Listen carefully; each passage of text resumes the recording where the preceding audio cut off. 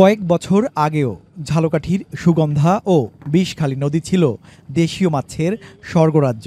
বর্ষা হোক বা শীত, ইলিশ, রুই, কাতলা, টেংরা, বোয়াল, আইর সব মাছই ছিল প্রাচুর্য। জেলে পাড়ায় ছিল প্রাণের ছোঁয়া, ভেসে আসতো মাছ বিক্রির হাকডাক। কিন্তু এখন আর সেই দিন নেই। শিল্পবর্জ্য ও প্লাস্টিক বর্জ্যে দূষিত হচ্ছে নদীর পানি, নষ্ট হচ্ছে মাছের প্রজনন ক্ষেত্র।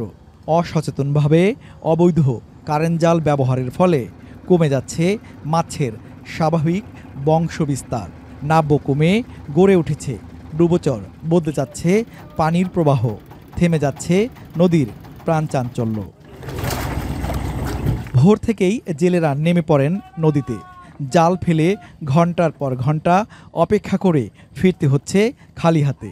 জেলেদের হতাশা আর জালের ফাঁকা চিত্র যেন বলে দেয় নদীর দুঃখের গল্প। আগে এইভাবে এই সময় অনেক দেশি মাছ থাকতো, কিন্তু এখন দেশি মাছ বলতে গেলে নাই বললেই চলে। নদীর পরিস্থিতি ভালো না, মাছ আনাজ পাই না। ঠিক আছে, যে 15-20 দিন হইতে জাল বাইতে আছে, কোনো মাছ নাই। আগে তো অনেক মাছ পাইতাম, ইলিশে মাছ, ট্যাংরা মাছ, পাঙ্গাস মাছ, অনেক কিছু পাইতাম। এখন কোনো মাছই নাই। ওই যে চরগড়া, এবার বাদা জাল, এই সব পাতে এই জন্য ছোট ছোট মাছ মাইরে ফেলায়। এই জন্য আমরা দেশীয় প্রজাতি কোনো মাছ পাই না। সুগন্ধা বিষখালী নদীতে বর্তমানে এখন যে পর্যায়ে আছে, কোনো মাছ নদীতে নাই।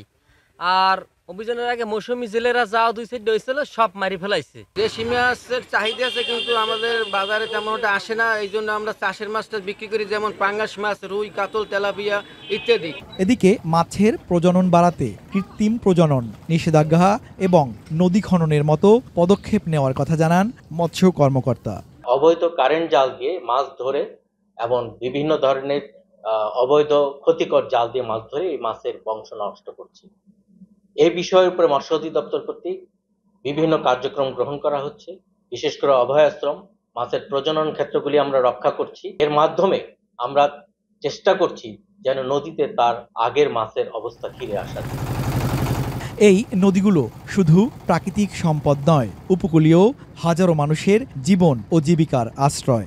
এখনই কার্যকর ব্যবস্থা না নিলে হারিয়ে যাবে দেশি মাছ, আর নিঃশেষ হবে নদীপাড়ের মানুষের স্বপ্ন।